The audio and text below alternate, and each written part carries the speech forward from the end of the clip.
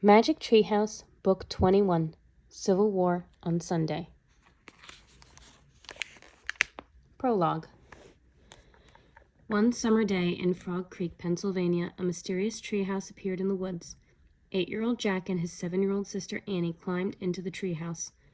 They found that it was filled with books. Jack and Annie soon discovered that the treehouse was magic. It could take them to the places in the books. All they had to do was point to a picture and wish to go there. Along the way, Jack and Annie discovered that the treehouse belongs to Morgan Le Fay.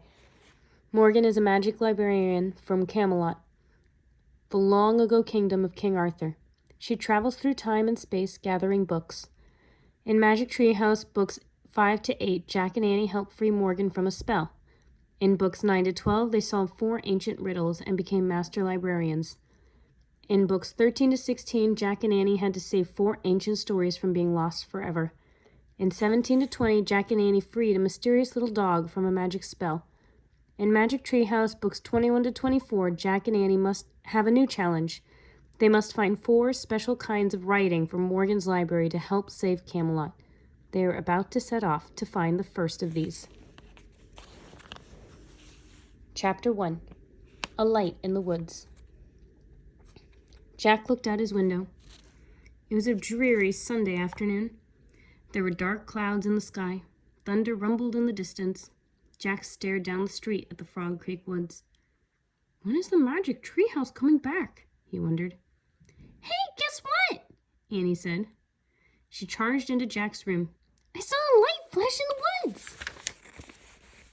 No, it was just lightning, said Jack. No, it was magic, a swirl of light, said Annie.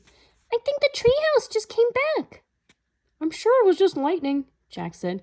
Didn't you hear the thunder? Yeah, said Annie, but let's go check anyway. She started out of Jack's room. Then she peeked back in. Bring your backpack just in case, she said.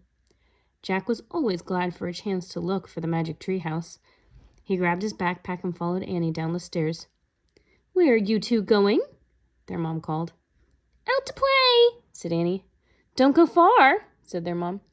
And come in if it starts to rain. We will, said Jack. Don't worry. They slipped out the front door. Then they ran up the street and into the Frog Creek woods. The woods were dark under the storm clouds.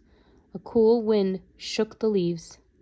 Soon Jack and Annie came to the tallest oak tree. Oh, man, said Jack. You were right. The magic treehouse stood out against the gray sky. Morgan, called Annie. There was no sign of the enchantress. Let's go up, said Jack. He grabbed the rope ladder and started up. Annie followed. They climbed into the treehouse. It was hard to see in the dim light. Look, Annie said. She pointed to a piece of paper and a book lying on the floor. Jack picked up the paper. Annie picked up the book. Listen, said Jack. He held the paper close to the window and read aloud. Dear Jack and Annie, Camelot is in trouble. To save the kingdom, please find these 4 special kinds of writing from my library. Something to follow, something to send, something to learn, something to lend. Thank you, Morgan.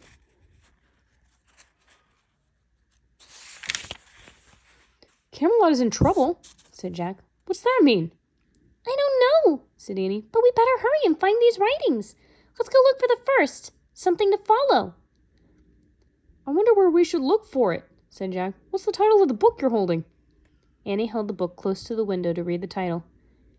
Yikes, she said softly. She showed the book to Jack. On the cover was a painting of a peaceful-looking field and a blue sky. The title said, The Civil War. The Civil War? Said Jack. Cool! Annie frowned. Cool? She said. War is not cool. It sort of is, Jack said uncomfortably. He knew war was bad, but some parts of it seemed fun, like a game. I guess we'll find out, said Annie. She pointed at the cover. I wish we could go there. Thunder boomed through the trees, through the woods. The wind started to blow. The treehouse started to spin. It spun faster and faster. Then everything was still. Absolutely still. Chapter 2. Cruel War. Glaring sunlight filled the treehouse. It's really hot here, said Jack. Especially in these clothes, said Annie. Their clothes had magically been changed. Annie wore a long dress. Jack wore scratchy pants and a long-sleeved shirt. His backpack was now a leather knapsack. "Where are we?" asked Annie. They looked out the window together. The tree house had landed in a tree at the edge of the field, the same field on the cover of the book. "It looks so peaceful," said Jack. "Where's the Civil War?" "There," whispered Annie with a shiver. She pointed to the woods beyond the field. Jack saw a soldier riding a horse out of the woods. The horse was covered with mud. The soldier's blue uniform was torn.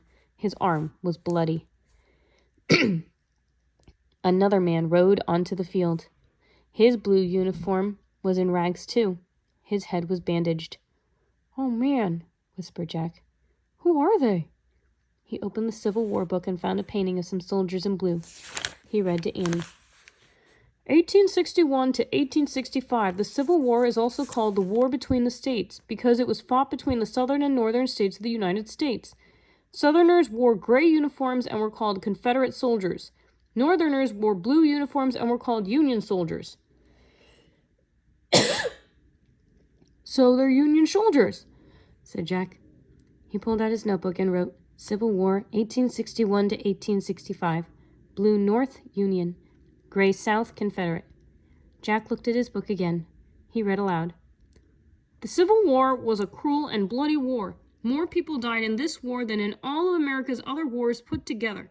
1 out of every 5 young men in the nation died or was wounded." "That's so sad," said Annie. Jack wrote in his book, "Cruel War."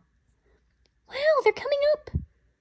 They keep coming," Annie said. Jack looked up. More Union soldiers were coming through the field. These didn't have horses. They all looked sad and weary. Some of them limped. Some of them helped others along. One man stumbled and fell down. "I have to help," said Annie. "Wait," said Jack. She started down the rope ladder. "You can't help," said Jack. "A kid can't help." But Annie kept going. "Don't forget, we have to find some special writing for Morgan. Something to follow." Jack packed the Civil War book and his notebook in his knapsack. Then he started down the ladder. When he stepped onto the ground, Jack saw Annie in the distance. She was holding her hand out to the fallen soldier. She helped him to his feet. The soldier slowly started walking again. Annie walked beside him. "Oh, brother," said Jack as he hurried to catch up with Annie. The sun was scorching hot as Jack ran through the dry fields. He was sweaty in his scratchy clothes. He caught up with Annie. Together, they walked silently with the soldiers. At the edge of the field was a steep hill. Everyone stopped and gazed at the sight. Below them, rows and rows of white tents. "Thank goodness," said the soldier beside Jack. "We're saved."